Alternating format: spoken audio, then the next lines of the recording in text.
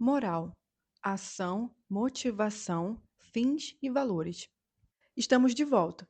Daremos continuidade a uma reflexão sobre a melhor forma de conviver que começamos no capítulo anterior. Subiremos um degrau em abstração.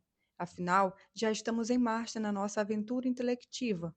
A partir de agora, convidaremos alguns grandes nomes da filosofia para pensar conosco. Mas fique tranquilo, não abriremos mão do nosso olhar, tampouco da nossa prerrogativa dialógica. Afinal, tudo isto é só para nós. Eles nem sabem que estamos aqui. Ética e moral têm a mesma origem etimológica. Ethos, em grego, e mor, em latim, querem dizer a mesma coisa: hábito, prática recorrente. Esta significação consta das primeiras linhas de 10 em cada 10 manuais de ética. Mas você, que não se deixa levar por qualquer definição consagrada, logo se pergunta duas coisas. De um lado, a moral não teria mais a ver com momentos importantes, justamente os que não são habituais, em que somos obrigados a pensar para encontrar a saída virtuosa? E de outro lado, não poderia, e convenhamos, parece ser super comum, uma conduta canalha se repetir, configurando assim um hábito canalha? Perguntas que uma unidade de vida pensante não daria conta de exaurir, mas a postura inicial de desconfiança não poderia ser mais auspiciosa. Comecemos por observar que, para o senso comum, ética e moral sempre foram usadas indistintamente, e mesmo entre os iniciantes, muito não veem nenhum interesse em estabelecer diferença entre as noções. No entanto, apesar de tanta proximidade, para a maioria dos autores, estas duas palavras querem dizer coisas muito diferentes. Antes de apresentar esta diferença, cumpre um alerta. É preciso lembrar que palavras como ética e moral são signos. Como qualquer signo, são materialidades que remetem a significados que lhes são exteriores. Mas as coisas, e mesmo as coisas do mundo, que não são palavras, também podem ser entendidas em sua estrita materialidade ou enquanto signo, indicativo de outras coisas. Uma maçã, por exemplo, é uma fruta, não há dúvida, mas indica também alimento, saúde, pecado, erotismo, dieta e muito mais. Quando refletimos sobre ética, há um complicador. Enquanto no caso da maçã a materialidade da fruta e a palavra são facilmente distinguíveis, na ética o pensamento que se serve da palavra ética e a materialidade da ética se confundem. Ética é também pensamento, elucubração intelectiva, que ganha completude na vida, na ação, na convivência. Pelo fato de ambas remeterem, quando enunciadas, a alguma exterioridade e não a outras possíveis, a fruta maçã ao pecado, por exemplo, e a palavra ética ao valor canalha da conduta, dizemos que todo signo é ideológico. Seu uso, portanto, não é neutro, isto é, atende aos interesses daqueles que deles se servem. Porque significar as coisas do mundo é uma forma privilegiada de manifestar o que se pretende, seja enquanto agente social singular, seja enquanto membro de um grupo, classe, etc. A título de exemplo, quando eu digo as palavras universidade pública, confiro-lhes um sentido que me interessa, 100% gratuita, laica, sem escopo lucrativo, voltada para a pesquisa, para a produção de conhecimento e para a sociedade como um todo.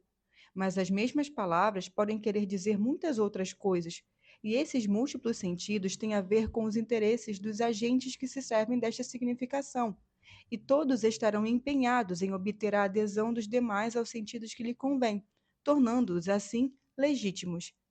Com efeito, quando relacionamos qualquer coisa a algum significado, pretendemos que esta coisa queira dizer para os demais o mesmo que quer dizer para nós, que todos compartilhem do sentido que a ela estamos atribuindo.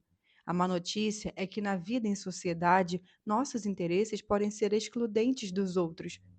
Outros que também se servem dos signos, que também lhes atribuem sentidos, sentidos que lhes são convenientes, alinhados com suas pretensões. Por isso, antes interesses contraditórios, haverá luta pela definição do sentido legítimo, do bom sentido, considerado óbvio, porque nomear não é só dar nome a coisas e a ideias abstratas, é impor uma certa visão do mundo que convém a quem nomeia. No caso da ética, o troféu é precioso. Afinal, a todos interessa, em algum momento da vida, participar da disputa sobre o que se deve e o que não se deve fazer. na impossibilidade de propor do quadro deste curso uma história sociológica das nações de ética e moral e seus interesses correlatos, fiquemos com uma proposta de sentido aceita e compartilhada por muitos. Todo homem, na particularidade de suas trajetórias, vive situações que se convertem em problemas morais. Para resolvê-los, analisa as possibilidades, pondera os efeitos das possíveis condutas, formula juízos e acaba decidindo. Afinal, é preciso viver. Assim, para deliberar sobre delação de um colega e um amigo que lesa o patrimônio da empresa, você pensou muito, avaliou as consequências, tanto do silêncio quanto da delação. Conversou com outros colegas e, finalmente, optou por entregá-lo ao superior hierárquico. Caso encerrado, questão moral resolvida. Mas, quando pretendemos que nossos juízos tenham validade que transcenda a sua particularidade, possam valer para qualquer situação semelhante, para qualquer caso, passamos da prática para uma teoria da prática, do pessoal para o impessoal, do particular para o genérico, da ação para uma filosofia da ação, da moral para a ética. Desta forma, propõe-se que a ética seja uma teoria ou uma ciência da moral ou esta última objeto da primeira. Por isso, os códigos de exercício profissional, bem como a desta ou daquela organização, não são denominados código de moral, mas de ética, porque pretendem valer para qualquer um que atue nestes espaços. Uma vez entendida e aceita esta diferença, consagrada nos manuais autorizados, sempre é possível destacar aproximações. De um lado, porque uma ética que ignorasse os dilemas morais de viventes de carne e osso seria um simples arranjo lógico de máximas e princípios. Inversamente, por mais específicas e particulares que possam ser as situações em que vivemos no mundo, sempre haverá de se considerar, socializados que somos, princípios éticos objetivados em cultura, em saberes práticos, em disposições. Mas aqui cabem algumas precisões conceituais. Insistimos no primeiro capítulo que ética é ao mesmo tempo reflexão sobre a vida e vida pensada, ao mesmo tempo princípio e ação, norma e deliberação, decisão e vida decidida. Para Aristóteles, o objeto da ética é a praxis, para Kant, a vontade, para ambos, é a ação submetida à razão. Sócrates já nos advertia que uma vida impensada, não examinada por quem a vive, não pode valer a pena ser vivida. Em contrapartida, toda ação que não estiver imbricada num processo deliberativo está excluída do campo da moral. Exemplos não faltam. Que vida desmoralizada levamos? Tanta gente fala do que depende e não depende de nós. Nosso corpo está em movimento, internamente na relação entre suas partes, externamente na relação com outros corpos. Quase todo este movimento dispensa intelecção. Na relação com o mundo e seus outros corpos, eles se perfilam todo o tempo todo diante de nós, o que nos constrange a tomar posição em relação a eles. Assim, desviamos, aproximamos, esbarramos, tropeçamos, driblamos. E tudo isso pensando em outra coisa. Ao dirigir nosso veículo, agimos o tempo todo, movimentamos simultâneos, intercalados, correlatos, em sequências de grande complexidade. Mas a menos que ainda estejamos na autoescola ou tenhamos algum problema, todas estas ações dispensam a intervenção explícita de nossas instâncias deliberativas, um verdadeiro piloto automático. Internamente, os movimentos dependem ainda menos de nós e interferimos episodicamente pela alimentação ou medicamentos. Mas quase tudo dentro de nós vai rolando por conta própria, mesmo quando implica relação com o mundo, na premência da diurética ou da diarreia, ou ainda no trabalho de devolução alimentar com vocação do Raul. Situação que me faz lembrar de Contrand, professora de maternal do meu filho, em Paris.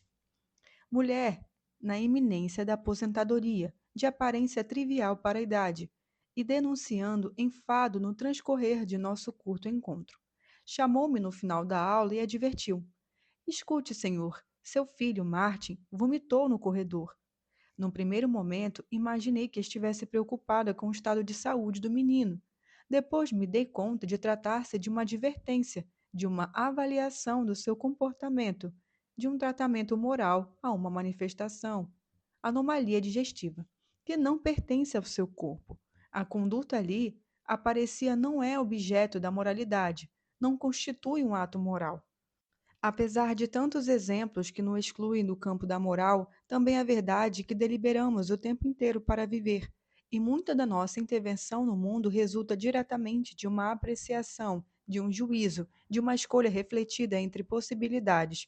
Em outras palavras, se a vida fora da moral é ampla, a que lhe diz respeito também o é. Mas para, de fato, poder escolher, não basta ponderar, refletir e deliberar. É preciso poder fazê-lo livremente. Ou seja, a moral pouco ou nada tem a ver com a coação. Muitos questionam nossa liberdade. Afinal, se tudo no universo vive como só poderia viver, regido por casualidades materiais, e a pera cai da pereira sem nunca poder se opor, por que seríamos diferentes? O que permitiria que fôssemos autores de nós mesmos, semideuses, criadores da nossa própria trajetória? Assim, se o vento venta, a maré mareia e o sapo sapeia, não deveríamos nós também ser um mero resultado de vetores casuais que nos determinariam absolutamente? O que nos facultaria transcender a inexorabilidade da matéria, de suas relações e de seus fluxos? O assunto vai longe, consagraremos a ele um capítulo inteiro. Aqui basta deixar claro que não há ética entre sapos ou peras, que se trata de uma prerrogativa exclusiva nossa, humana e necessariamente humana. Justamente porque supomos, muitos de nós, que no nosso caso a vida é diferente, que temos uma grande participação na sua definição e que, para isso, refletimos e deliberamos, porque se fôssemos o mero resultado mecânico de uma combinação de variáveis, não faria sentido discutir sobre a melhor vida de viver, dado que seria a única, a necessária e inexorável. De fato, só faz sentido investir energia na identificação da melhor alternativa, se acreditamos de verdade tratar-se de uma alternativa, que a vida pode mesmo ser diferente do que ela é. E se algum chato defender obstinadamente a tese da inexorabilidade, sugiro que lance mão de um porrete e de sua e ponha em golpeá-lo sem piedade. E quando suplicar para que pare, devolva-lhe o argumento: sou um mero resultado, um autômato, uma superestrutura consciente determinada por forças infraestruturais afetivas que não controlo. Sou um escravo da minha ira. Nada me fará parar. Se as paixões sempre forem consideradas obstáculos para alguma liberdade, a convivência com outros como nós também nos constrange. E muito. Estamos cercados de limites. A impressão de estar sendo vigiado a cada passo já foi, no passado, sintoma de patologia psíquica. Hoje, indica lucidez e senso de realidade face ao mundo cada vez menos moral. Um governador afirma em entrevista televisiva que moralizará, de uma vez por todas, o trânsito, instalando mais e mais radares de velocidade. Ora, os radares permitirão, de certa forma, controlar o trânsito. Digo, de certa forma, porque sempre é possível optar pela multa, mas a iniciativa governamental restringe o campo de livre deliberação do motorista a respeito da velocidade a imprimir ao próprio veículo. Assim, instalar radares fiscalizadores de velocidade não moraliza, mas desmoraliza o trânsito. Da mesma forma, você volta da balada de madrugada, sente necessidade de ingerir algo doce. Para em supermercado aberto 24 horas, vazio, talvez por se supor lugar de gente feliz. Caminhando entre as gôndolas, depara-se com um enorme tacho de goiabada, desses que você leva só um pedaço, visivelmente cascão. Deliberada a aquisição, você põe as mãos nos bolsos e se vê sem carteira e sem dinheiro. Este último foi gasto na balada. A carteira está no carro, lá na garagem distante. Passa então pela sua cabeça subtrair a goiabada do patrimônio do supermercado sem contraprestação pecuniária. A mochila conteria uma folga, o objeto do furto. O vazio da evasão com as mãos abanando seria preenchido por alguma pergunta trivial para a ocasião. Sanitários, por exemplo. Por minha conta, digo que o objeto da ética não é tanto a ação, mas tudo que possa guiá-la, norteá-la se for para o norte, orientá-la se for para o oriente, suas regras, normas e máximas. Em suma, a ética se dispõe ao estudo de um certo tipo de ação humana normatizável pela razão e que doravante denominaremos ato moral. E que não se atenda a esta norma como lei específica sobre o comportamento, como em algumas psicologias e sociologias, mas como princípios seguidos livremente pelo agente. Por conta desta interdependência entre a razão prática e a conduta, a estrutura do ato moral é complexa, constituída por elementos subjetivos e objetivos, diria um jurista, tais como motivação para agir, consciência dos fins visados, valores morais, consciência dos meios mais adequados para alcançá-lo e materialização dos resultados. Uma palavrinha sobre cada um deles. Motivação. Todo ato moral tem uma motivação, sua causa eficiente, material e afetiva, e muitas podem ser as motivações para qualquer ato. Assim, não aceitar um cargo público em um governo local subidamente corrupto pode ter muitas motivações, como paixão por certos princípios, pela própria notoriedade ou imagem impoluta, pelo altíssimo salário já percebido na iniciativa privada ou pelo primo que vai assumir no lugar. Nestes casos, o sujeito tem plena consciência dos motivos de suas ações, e esta motivação, da qual o sujeito tem consciência, integra o ato moral, é sua condição. Mas nem sempre temos essa consciência das nossas motivações. A competência para perceber os próprios afetos é muito rudimentar, a ponta de um iceberg, uma garrafa vazia no oceano. Assim, muitas vezes, agimos em plena melancolia por ciúme, por excitação ou ira, sem nos darmos conta disso. E estas ações encontram-se, por isso, excluídas do campo da moral, não podem ser objeto de aprovação, desaprovação ou responsabilidade. Serão levadas em conta em outras esferas, jurídica e psicanalítica, por exemplo. Afinal, alguém precisa proteger a sociedade ou tentar lidar com nossos demônios. Fins. Por conta destas nossas motivações, percebidas ou não, várias possibilidades de vida futura passam pela nossa cabeça. São os fins do ato moral. Não sei se me caso ou se compro uma bicicleta, sugere o gracejo do indeciso. Pois é, todo ato moral implica a consciência de um fim, um ponto de chegada, ainda que provisório. Este fim é sempre uma antecipação mental da vida a ser vivida depois, uma antecipação ideal, uma ideia, portanto. Não há que confundir motivação com fim. Um tem certamente a ver com o outro, mas não são a mesma coisa.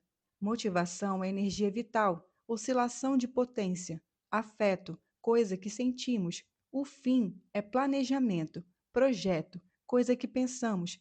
Se não ficou claro, tentemos com outras palavras. Motivação é tesão, excitação, ganho setorizado de potência, nem sempre consciente. O fim é fantasia, imaginação, sempre consciente, de mulher com topografia generosa em trajes mínimos, clamando pela sua aproximação física. Ou ainda, para que não me acusem de machista, de homem malhando em academia, exposto ao sol em sunga sumária. Nem a motivação nem o fim esgotam o ato moral, porque moral é praxis. É preciso decidir além de antecipar. E agora você já tem todos os ingredientes para entender o que é vontade, o que significa um ato voluntário. Trata-se da antecipação mental da vida, o fim, seguida da decisão de vivê-la. Anote imediatamente. Gostei demais dessa definição. Às vezes me encanto com o que digo. Há uma distância entre o fim e a decisão, porque várias vidas podem passar pela sua cabeça. São muitas as antecipações possíveis, muitos os fins que podemos perseguir, bem como os meios para alcançá-los. E a vontade, o ato voluntário, implica a identificação do melhor, para que haja decisão. Ante várias vidas cogitadas, é preciso jogar no lixo a maioria, porque só uma será vivida, a entendida como melhor. E essa identificação pressupõe a adoção de um critério, de um valor moral. Valores morais são critérios existenciais, a partir dos quais os fins serão valorados. O único jeito de saber qual o melhor sobre o valor moral nunca houve unanimidade. A grosso modo, duas formas muito diferentes de concebê-lo. De um lado, a dos herdeiros de Platão, por muitos chamados hoje de objetivistas. De outro lado, a de seus opositores, subjetivistas ou relativistas. Muita nomenclatura para pouco entendimento. Vamos dar um jeito nisso. Se eu te perguntar sobre o valor didático da minha aula, cuja transcrição você está lendo agora, talvez você rapidamente ofereça uma resposta. Sua aula hoje está meia boca. O que foi preciso para você chegar a essa conclusão? Muitos estão convencidos de que o valor da minha aula, como de tudo mais, é objetivo. O que isto quer dizer? Que é identificado a partir de um critério único, critério que já está definido, que se impõe a nós, a todos nós, e dispensa encarnação, absoluto, portanto. Assim, para muitos, como Marcel, filósofo contemporâneo e excelente professor, o sofrimento de uma criança é o mal absoluto, inaceitável em qualquer situação, tanto como meio para alguma coisa melhor, quanto como para o fim. Diferente da dor do dentista, que é mal relativo, aceitável como meio para uma boca melhor. Para esta concepção, o valor não depende de nada, nem da época, no caso da aula, no começo do século XXI, nem do lugar onde você se encontra, nem das eventuais oscilações de humor de cada um de nós. Este critério único é ideal, uma ideia desencarnada, uma aula perfeita, em si mesma, absolutamente perfeita, que não corresponde a nenhuma das que já participamos, mas que serve de referência na hora de identificar o valor de todas elas.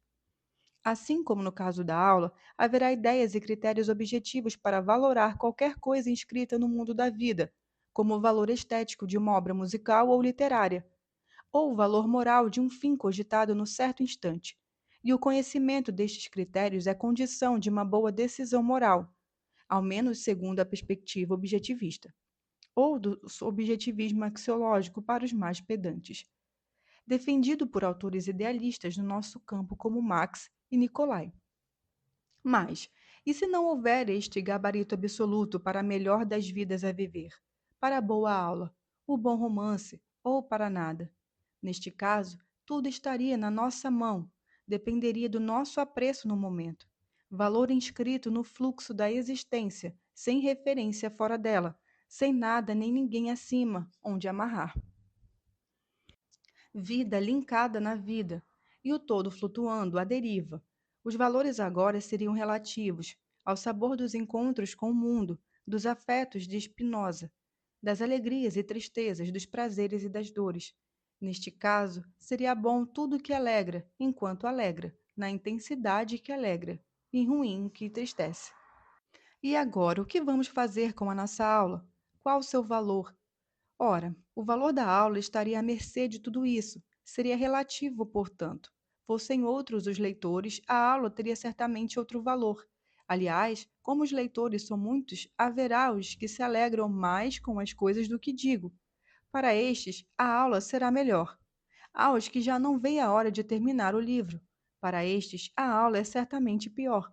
Perspectiva subjetiva, portanto, ou subjetivismo axiológico.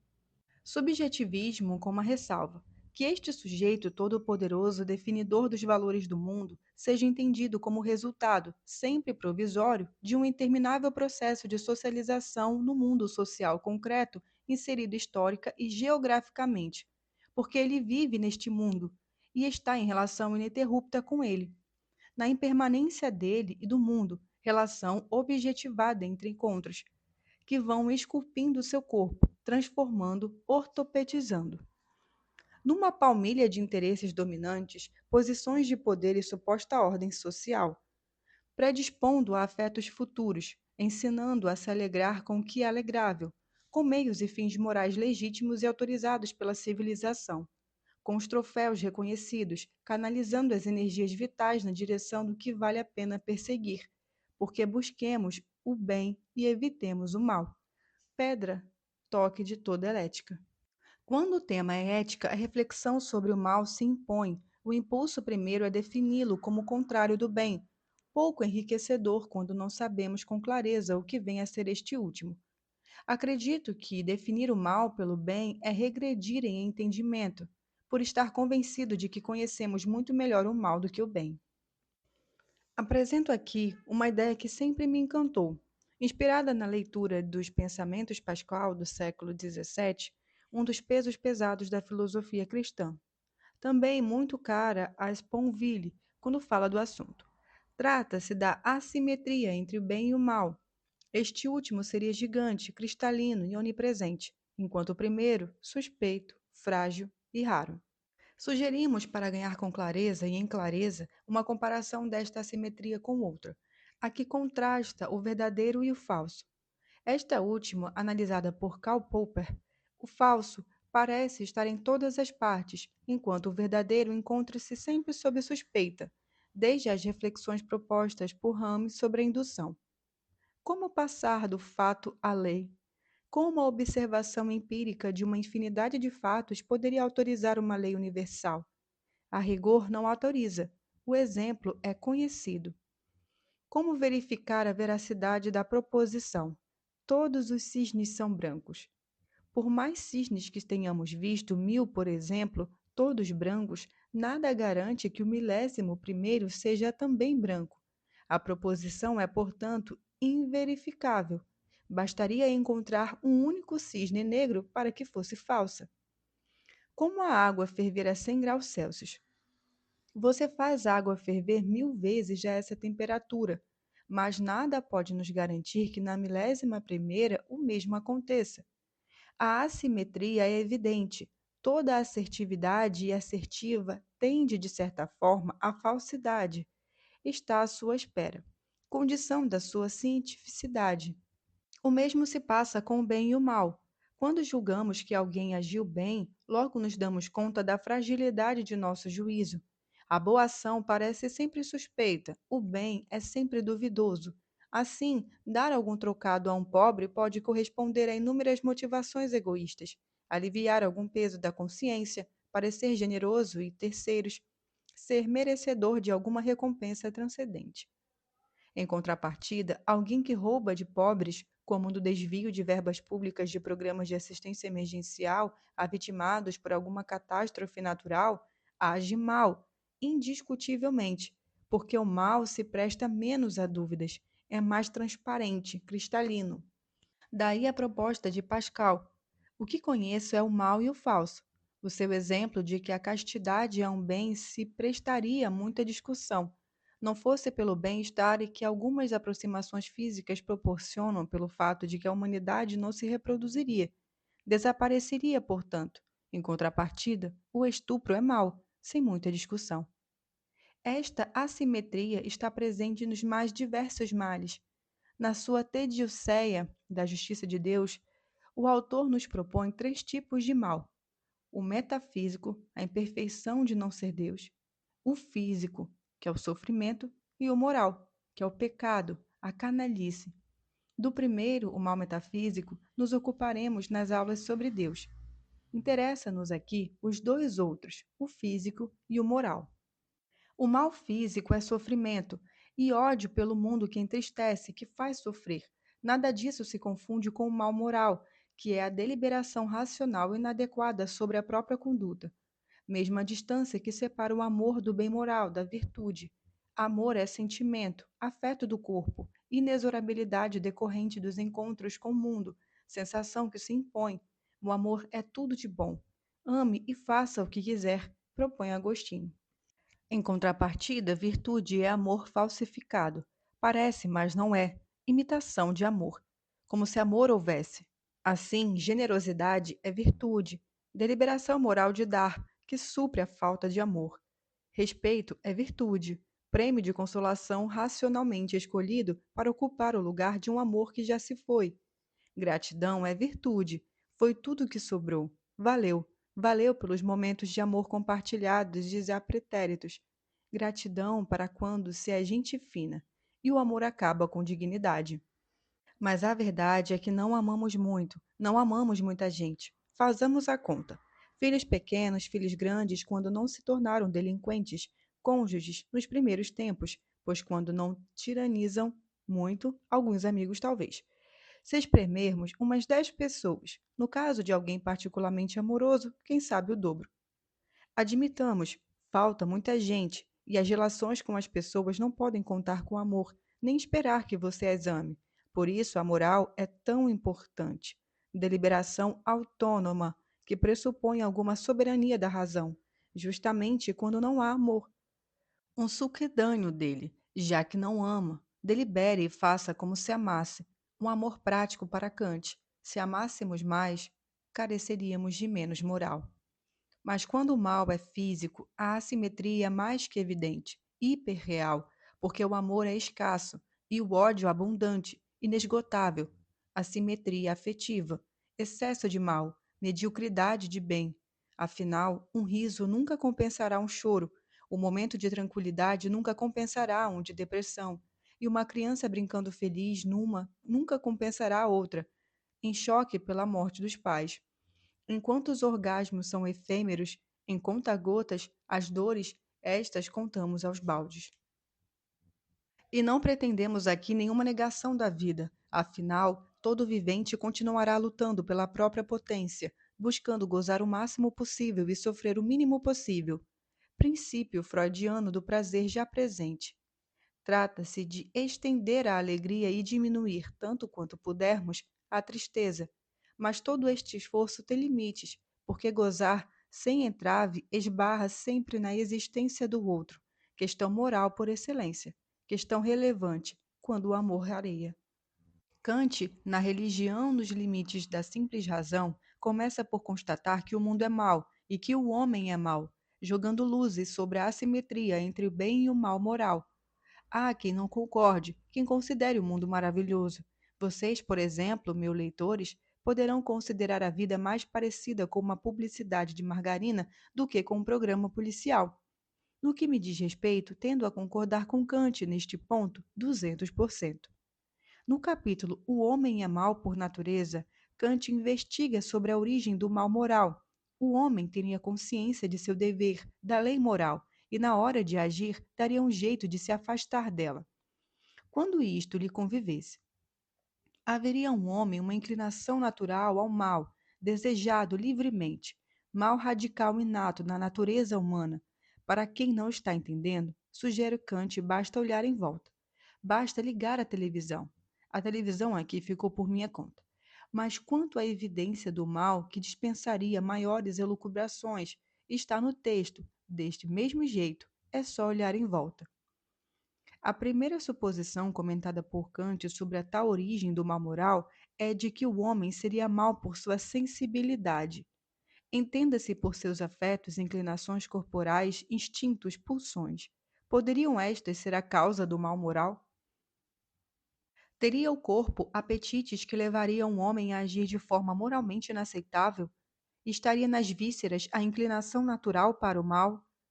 No caso de um indivíduo que lança a mão de uma arma de fogo e dispara contra toda a sua família, ou de outro que viola uma criança, agiriam simplesmente por raiva e apetite erótico?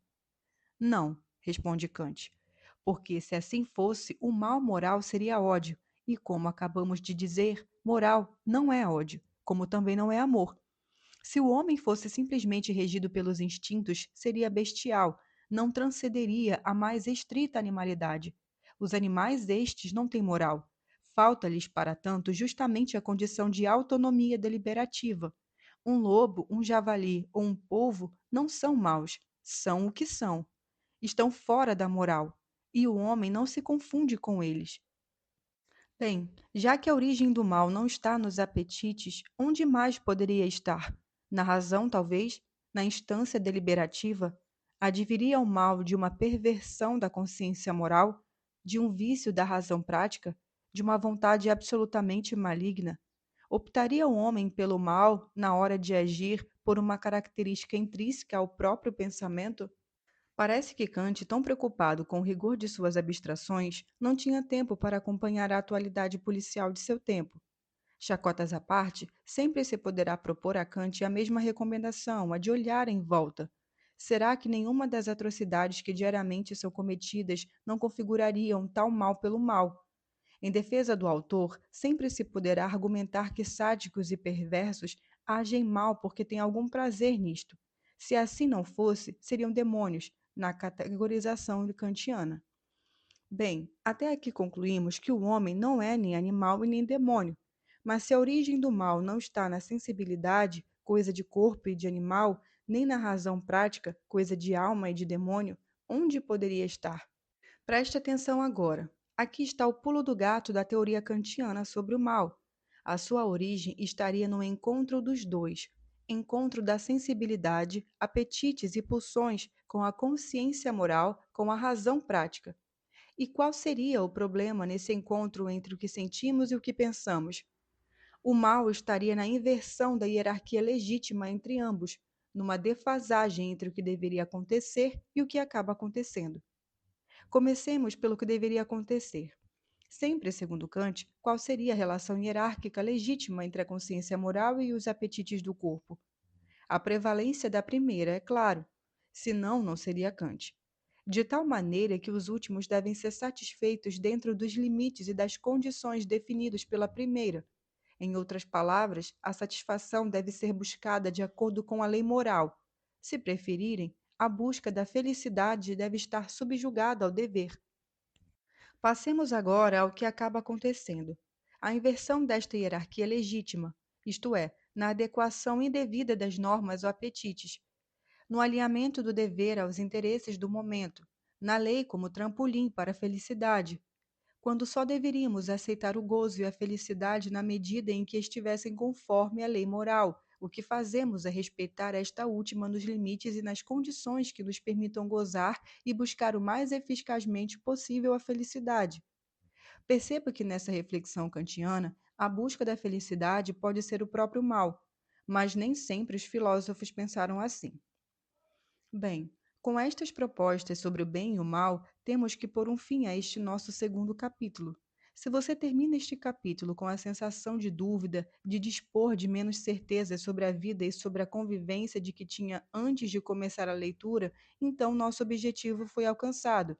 Afinal, ética tem mais a ver com problematização da nossa convivência do que com um gabarito de respostas certas que o professor apresenta tirando do bolso de um avental.